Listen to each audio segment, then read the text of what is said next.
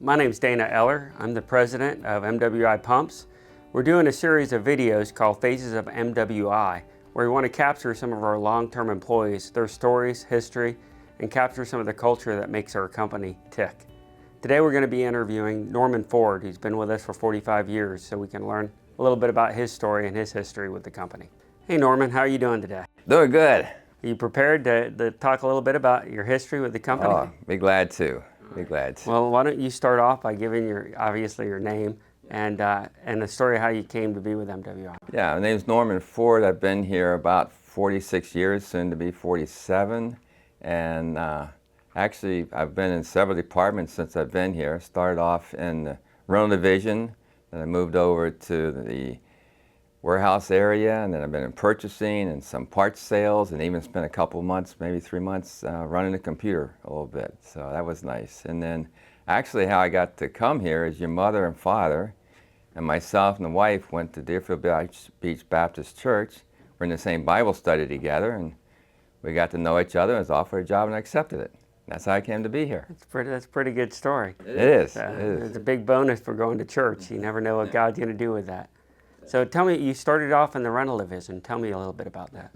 They wanted somebody to help keep track of the pumps and the drive units, what was on the ready line, ready to rent, what wasn't, and what needed to be done to them to get them ready to rent, and also to keep track of where all the pumps are being rented and drive units being rented, and the length of the contracts, and when to expect them back, and just all the things involved in that area. Where was our rental division located at that point? We have one location.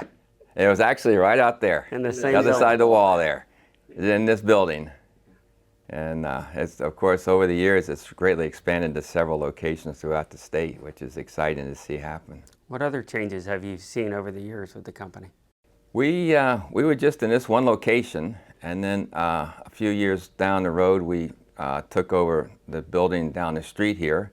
It was a nice sized facility to put the rental division in, and as God provided, we just kept expanding the rental division, and we needed more product and needed more space. So then they opened up an area up in Vero Beach, and then they go to Fort Myers, and then they go to Orlando, and they go to Jacksonville. It just keeps growing and growing. It's just so exciting. Yep. What changes have you seen in the parts room and our inventory since you've been here? Well, originally we were on the second floor, and we were using some plywood and some cinder blocks to put our parts on. And then we moved out back here a ways in the west side of the building, but we still had the same system for putting our parts in. And then we bought and acquired these buildings across the street, and we're getting new buildings here and there everywhere. It's really exciting. So we then went over, we used shelving over there. Now we have stuff like Home Depot or Costco, the real heavy duty stuff that really supports our stuff the way it should. I remember when the parts room was over here in the factory that is in that cage over where, I think where we store steel nowadays. And you were one of my first supervisors that I had, and your responsibility was to teach me the name of the parts. Do you remember that? Oh yeah, there's a lot of pressure on me because I knew your father was going to come ask you some questions, and if you didn't know what the parts were and how they're used, he'd probably come talk to me about it. So yeah, I actually worked with you, worked with your sister and your brother, and you know, you guys learned well. Yeah, I remember you teaching me all the different names of the parts, especially the hydraulic fittings. I got a kick out of that because we were younger then, and that was the first time we were introduced to the difference between male and female. We learned it about couplings. Yeah, threads, and you know, but you know, I didn't talk to you as if you were, you know, young, and you know, I talked to you, you know, as an equal, and you know, somebody needed to learn the business, you know, as it really was, and I always treated you that way. You did a good job. One of the questions we have, while you were here with my dad was alive, do you have any favorite stories or memories of him? I know he liked to fish a lot, and he and Richard Swally would go fishing a lot. And then I know one time our class got together, had a basketball game, and that was before I came to work here, and I think he was kind of impressed. I moved around and said, I think you get up on trucks and do whatever I need you to do, so come on, work for me. Talking about basketball games, I think we had quite a bit of sports going on early on in the company back in the late 70s and 80s. I think it was an unwritten rule that when HR was getting ready to hire someone, they asked if they could play basketball, not basketball, but play softball. if they played softball and they were good players, and what positions they played, because that was very important. We had a championship team at that time and wanted to maintain that. So I think when someone came to apply for a job, do you play softball? And that was important. I remember we used to keep all those trophies up front in the office when people would come to visit. Good memories there. Oh, absolutely. How would you describe the culture at MWI Pumps? I think one of the things that really sets us uniquely apart from a lot of businesses is the people within each department get along well. And then obviously various departments have to work together, and I see that the people work together here very well, and it's really a team effort. And you don't, you look at, or you hear about other places that people work and there's friction between this department or that department, and we just don't have that here. It's just, we're all here just to get a job done. That's what we're here for. Any examples you can share over your company history where you really saw us come together and exemplify that? I think one of the more interesting jobs that we had was when Katrina hit New Orleans. Rental division got a whole bunch of pumping equipment set up on flatbeds, pretty much at the Louisiana border. Exactly where, I wasn't sure, but as soon as the all clear sign was put in, they just delivered this pumping equipment and pulled the water out. It was just amazing. When we went on the mission trip with the church, we tore down a garage that needed to be done, and then we worked on one of the churches, doing some repair work there and some painting. And then after that, we got together and built equipment for them, pumping equipment. We work weekends, we work nights, and so that's another example, not just between departments here, but between a rental division and the manufacturing, working together to get them pumping equipment right away, and then to provide manufactured parts that they could use to, next time there was a hurricane coming, they could, take care of the water situation. And that was the temporary pumps that we provided. That was a fun project. We rented that 30,000 square foot additional manufacturing space down the street, and we worked 3 shifts, 24 hours a day, to pull that off. That was a lot of fun. That's when things start happening like that, we pull together and get it done. We get the job done. It was good teamwork. We remember I pulled Richard Swally out of retirement, our former plant manager, and put him in charge of that new facility over there to get it set up. And then he and I got together pretty much every day, because they would have actually receiving done down there so that it go directly to where they need it. He'd bring me the paperwork, I'd go get the paperwork, and we'd process it for payment. So that worked very smoothly. Yeah, it was good. Remember when we talked before, we talked a little bit about some of the systems we used to use for inventory and some of the things that Dad would do on that. We had a very sophisticated system in the beginning. We had 3x5 cards that we keep track of our inventory on. Right. And then I was here when we got our first computer, and actually Neil Lang, his wife, myself, my wife, actually entered part numbers into that computer. And that's how we got it up and running. And then the wife and I went on vacation in August, and we came back and they offered her a job. Yeah. And then she had that for probably 2 or 3 years, and when she moved on, they asked me to run a computer for a while until they hired somebody. It was one of the first IBM computers, I think, for business. Do you remember what model it was? Yeah, it was IBM 34. It was a big sucker, about half size of this table over here. Yeah, I remember that. My father was quite proud to probably 5 feet tall. Yeah, it was a big thing. Yeah, and of course they were building those computers right next door in Boca Raton, so we got a lot of support from IBM. I think we were one of the first companies in the area to start to use it for our inventory management. It was an interesting learning curve with that one. How do you think MWI Pumps has contributed to flood protection, drainage, irrigation? Some of the projects we've done around the world. Are there any that stand out besides the Katrina project? We work closely with South Florida Water Management District and for this area, and also we have flood control in certain canals around the area. So what happens is when we have a hurricane approaching, they lower the canals. And it's kind of important to me because I live on a canal here. Do you live in Coral Springs? Yeah. Yeah, of course, Coral Springs Improvement District. Yeah, and then one of our pumps was right across the street when I lived down in Sunrise. So I'm very familiar with your pump operating when the need arises. And then one of the more interesting jobs that we had was fish farms and shrimp farms. So we set up pumping equipment for them to bring in the fresh water for them. And then what was interesting, we found out later, was with the fresh water coming in, it brought food in. So it was, you know, a win-win situation. It was really good. We sold a lot of pumps for aquaculture and specifically the shrimping industry all through South America as it got developed. Because my dad always told me the original technology came from here in Florida, where they developed it up outside of Tampa.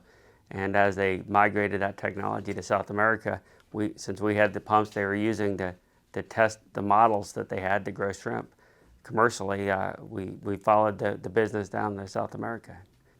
Yeah, they were trying to figure out, you know, we gotta figure out how we're going to keep feeding these shrimp and all. The next thing you know, hey, it's taken care of by MWI, fresh water. Are there any unique traditions, events, or stories that have become a part of our company culture or fabric or traditions that you can think of? We have some stories that maybe not quite so proud of, but once in a while it would rain, and we have the asphalt or the concrete from the test tank down to the street, so it get a little bit slippery out there, so we get on a forklift. I don't think you're supposed to hear this, but anyway, we get on a forklift and get fired up and lock up the brakes and turn the steering wheel and do 360s till we got down to the street. Yeah. And then we come back and do it. Yeah, that was before we grew to the point where now we have safety managers and toolbox talks and OSHA regulations. And then if you want to get up on the roof real quick, we just throw you up on the forklift and hoist you up there. And obviously we don't do any of that stuff anymore. And if we are, we're going to stop. So yeah, that'd probably be frowned on now. Yeah, I assume it would definitely be frowned on. I think that'd be one of those firing infractions. But yeah. And then I was messing around with the plant manager one time and put a whole pile of peanuts on his desk, and I knew it upset him a little bit, so he walked up to my door a little bit later and just kind of threw them at me. And but he and I get along real well, but it was fun. We have some fun stuff here. And then one of the guys knew about the story, so he puts together a very funny email and sends it out to people. And another story would be the engineering chief that we have. Yeah. He used to get upset once in a while around here, and get frustrated, and he and I got along very well. So I'd walk in his office, I find I was a little frustrated about something, say, hey, I hear corporate headquarters wants you to send one of your engineers down to wash a vehicle. Of course, then you get more upset, and I just walk away. I think you're talking about my Uncle Dwight there, calling engineering to have him wash his car, which they, of course, refused to do. But it's one of the unique things about this place. We put cartoons up that were funny, post those, but the people really get along well here together, and we have fun together. We get the job done, but we have fun doing it. And I think that's why you have as many people as you do stay here, because the benefits are good, and the people get along well, and it's a good place to work. So looking at our company core values of no fear, power, love, and self-discipline, which one do you feel most exemplifies your experience here? I think one of the more interesting stories I can tell you about that is that when something goes wrong, people aren't afraid to say something. And I give you an example. I was running a small crane one time, and it moved on me that I wasn't expecting. I broke one of the gauges on the drive unit. So I just went to the plant manager and said, hey, while I'm moving this thing, it got busted. And he said, don't worry about it, take care of it. And what's good about that is you don't have any surprises at shipping time, or it gets to the customer and we didn't realize it had been broken. So people have no problem saying, hey, I made a mistake here, and let's take care of it, and we take, it's done and timely, so that it doesn't cause us a real problem down the road. So it's just, there's no fear in being really reprimanded or something when you... Being able to speak up, and then the way we treat one another. Even if it's an accident or mistake, it's we move forward with it. Because you can't eliminate mistakes, but you can eliminate the fear of making one. We can control how we treat people. Yeah, you made a positive experience instead of a negative. Yeah, great example there, Norman. What advice would you give to new employees that are looking at possibly starting a career here with MWI Pumps? I think one of the things they could do is just every day try to learn something new. And even as long as I've been here, I try to go home and think about, what did I learn today? What can I do to help make the company more successful? And I think if you have that in mind, I'm going to learn something today, and I'm going to try to help the company be better. That goes a long ways. It does. If we all do that as a team, then there's sky's the limit for us. I think it keeps us younger as we continue to learn stuff. That's why I hang out with the young guys here. Yeah, you've retired once or twice on us, I think, but I'm glad you're still participating and helping us move water around the world. Well, it's a fun job. I enjoy what I'm doing. I look forward to coming to work. One of the interesting things about you, Norman, is that everybody around here knows, but the viewers watching this might not know, is tell us a little bit about your car and what you drive and how long you've been driving it here. Back in March 1969, my parents bought a Oldsmobile 1969 Oldsmobile 442, and my father and I were in the showroom and looking around. And he said, "Boy, I like that car," and I was kind of surprised, you know. Of course, my father had some age on him at that time because I was in my early 20s, and I'm surprised a guy his age is interested in a car. Way to go, Dad! So he bought that, and then when they passed on, actually when I went into the military, I didn't really have much money and didn't have much reliable vehicles, so he gave me that, and I've kept it ever since. We took it off frame about year 2000 and put it back together, and now I'm starting to do it again because parts are wearing out 20 years. Yeah, it's a beautiful car. It just shows the power of taking care of something that you own. Well, yeah, we try to do the same thing here. We take care of things here, and it takes care of the customer. That's true. Well, one of the things I wanted everybody to have an opportunity to say is we're coming on our 100-year birthday or anniversary as a company, which is a great event. So we're going to plan something coming up here, but if you'd like, I'd love for you to say happy birthday to MWI. Oh, happy birthday, MWI. Happy anniversary, and I won't be here for the second 100 years, but you guys will be. I'd like to thank you for watching this episode of Faces of MWI. As we come on our 100-year anniversary, we'll be capturing very many more pictures and stories from a lot of the employees that have helped to make this place successful over all these years. We thank you for listening. We thank you for working here, Norman, and we thank you for being a part of our history and a part of our family. Thank you.